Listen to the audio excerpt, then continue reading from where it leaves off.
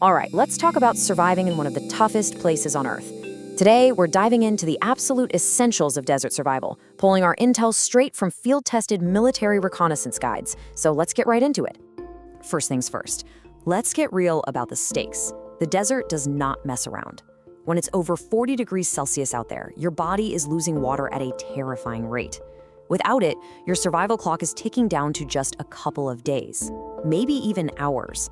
That brutal reality is why knowing your priorities is the single most important skill you can have.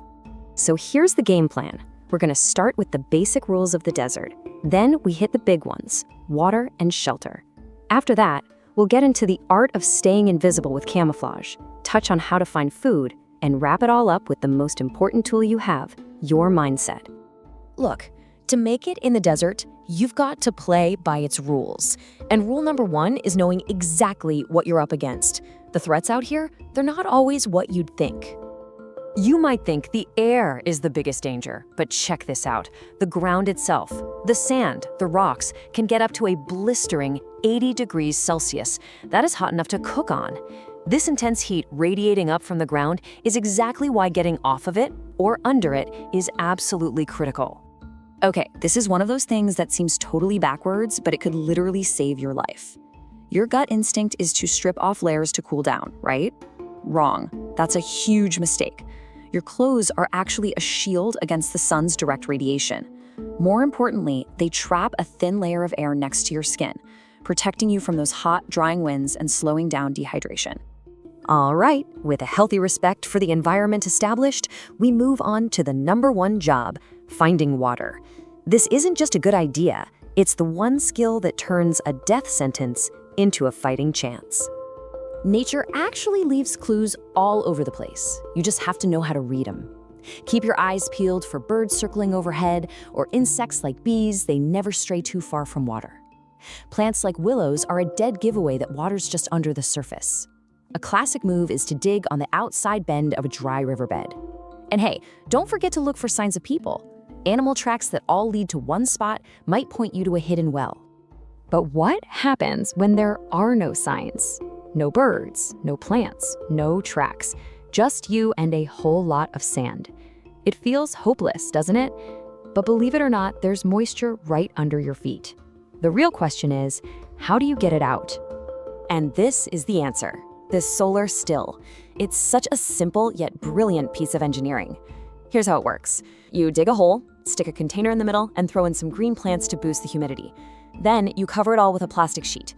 The sun beats down, heating the ground and turning the moisture into vapor. That vapor rises, hits the cooler plastic, and condenses into water droplets. You put a little rock in the middle of the plastic to create a drip point, and boom, pure, clean water trickles right into your cup. A setup like this can pull up to 1.5 liters of drinking water out of dry ground every single day. Incredible. Right, so you've got your solar still working its magic. Your next job is to get yourself out of that brutal sun. It's all about conserving water and energy, and that means building the perfect desert shelter. And this is what you're aiming for. This isn't just shade. This is a personal cooling system engineered to be way cooler than the air outside.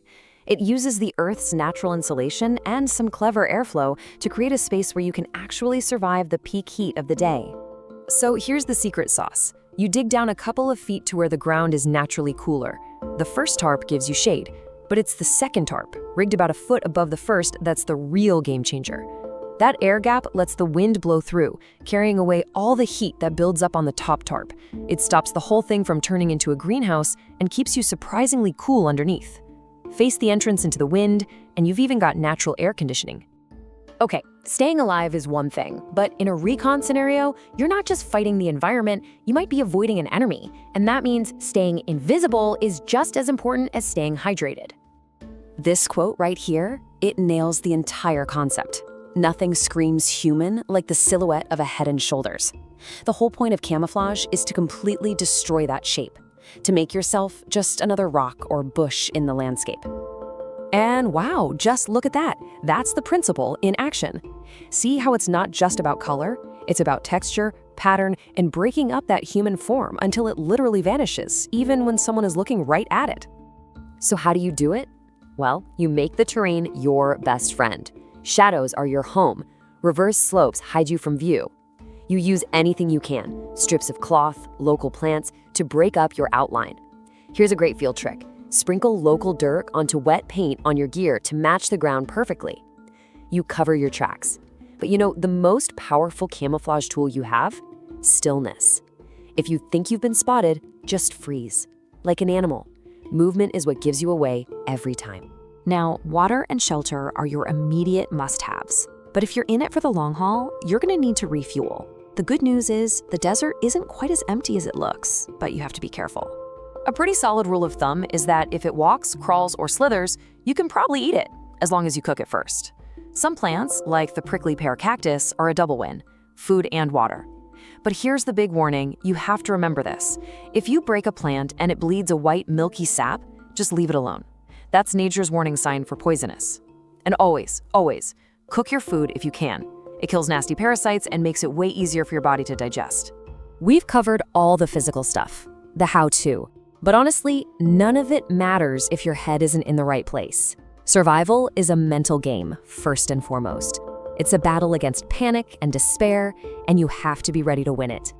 And this just says it all, doesn't it? Your greatest weapon out there isn't your strength or your gear, it's your brain. It's the ability to stay calm, to think clearly, and to use what you know to solve problems. The desert is harsh, no doubt about it. But with the right knowledge, it's not invincible. So think about it. If you were out there right now, what's the very first thing you do?